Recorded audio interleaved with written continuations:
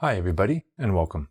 In this video today, I'm going to try to explain what phrasal verbs are, why they're so difficult for students to learn, but also why they actually make sense. Now, if you're trying to learn English and you've been confused by phrasal verbs before, or you're not even sure what they are, you'll probably want to watch this video to the end. So, let's get started. What exactly is a phrasal verb? Well, phrasal verbs are known by several names. Sometimes we call them two-word verbs, and sometimes we call them multi-word verbs. And as these names suggest, they're short phrases of 2 or 3 words that function together as a single verb.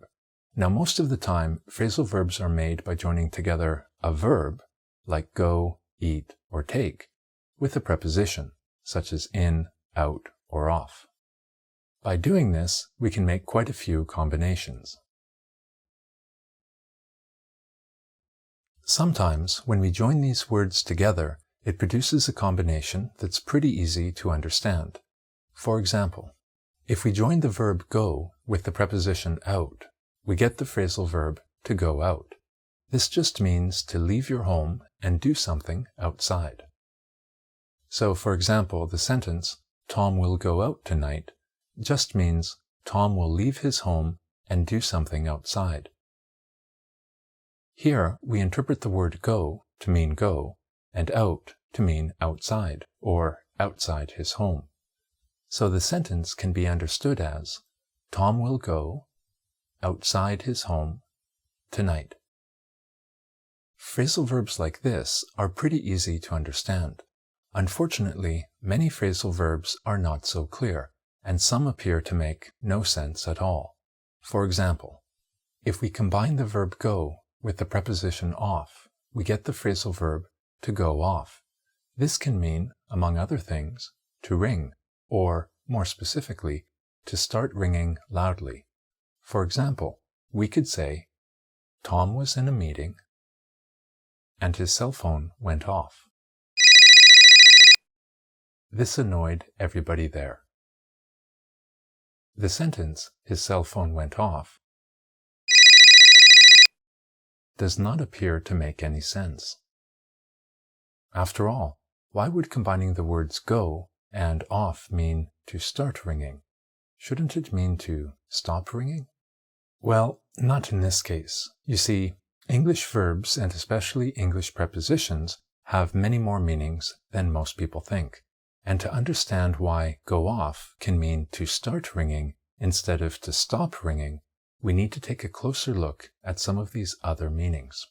So the verb go usually means to move, but it can sometimes mean to start or begin. For example, if I want to tell you to please start doing something, I might say go ahead, or maybe even just go. So go can mean to start in some situations. Now, the meaning of off, on the other hand, is a little bit stranger. It can mean, among other things, to explode. Now, you might be wondering why off can mean explode, and I will explain that in another video. But for now, you'll just have to trust me that off can in fact mean to explode. So, if go can mean start and off can mean explode, we can interpret the sentence, his cell phone went off, as meaning his cell phone started explode. Now, in this case, off does not literally mean to explode like a bomb, but instead we interpret it figuratively or metaphorically to mean explode with noise. So, the sentence, his cell phone went off, can more accurately be understood as, his cell phone started explode with noise. Okay, so what other things can go off or explode with noise? Well, we can say, the alarm clock went off.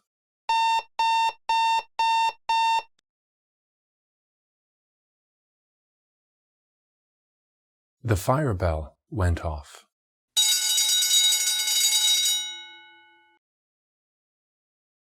And the smoke detector went off.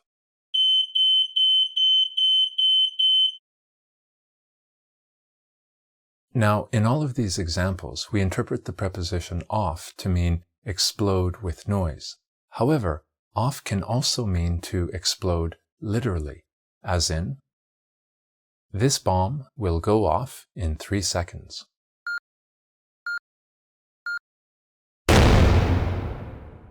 Here, the verb go still means start, but the preposition off means to literally explode, rather than to metaphorically explode with noise. So, let's look at another example.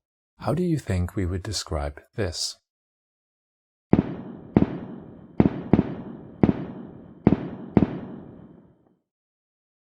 Well, here we see some fireworks exploding, so we could say the fireworks are going off. Again, we would interpret the verb and preposition of the sentence, the fireworks are going off, as meaning the fireworks are starting explode. So, to recap, the phrasal verb go off can mean to literally explode, like a bomb, or it can mean to metaphorically explode with noise, like an alarm clock. Once we understand that go can mean start and off can mean explode, it's easy to understand why go off can have these meanings. Now, the good news is that most phrasal verbs are like this, to some extent.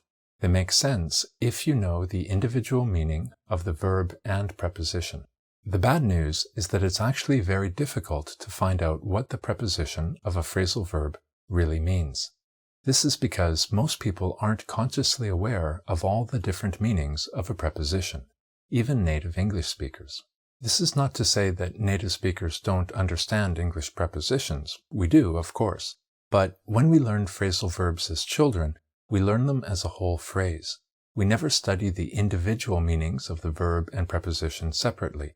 So our understanding of a preposition, when it's used with a phrasal verb, is not something we can describe easily. That is, native speakers intuitively understand phrasal verb prepositions very well, but we can't really explain them clearly or consistently. Now, you might think that you can find out these meanings in a dictionary or English textbook, but unfortunately, you can't. Dictionaries only give the definition of the phrasal verb as a whole. They don't explain the individual meanings of the verb and preposition separately. English textbooks aren't much better.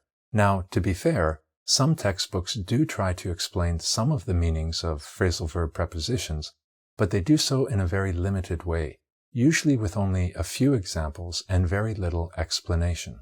This means that for the most part, people trying to learn English have to just memorize phrasal verbs without really understanding what the individual parts mean.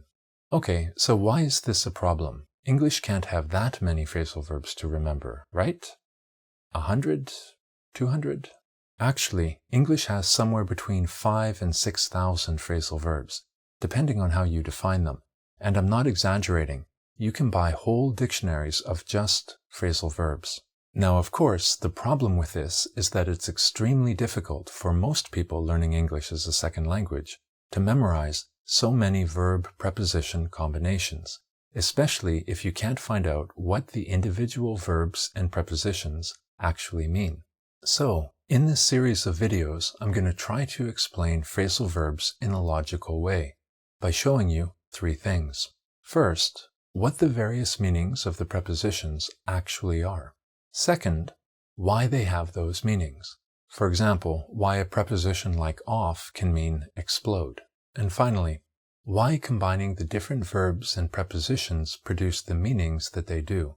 Hopefully, when you understand these 3 points, phrasal verbs will make much more sense and be easier to understand, remember, and use. See you next time. Cheers.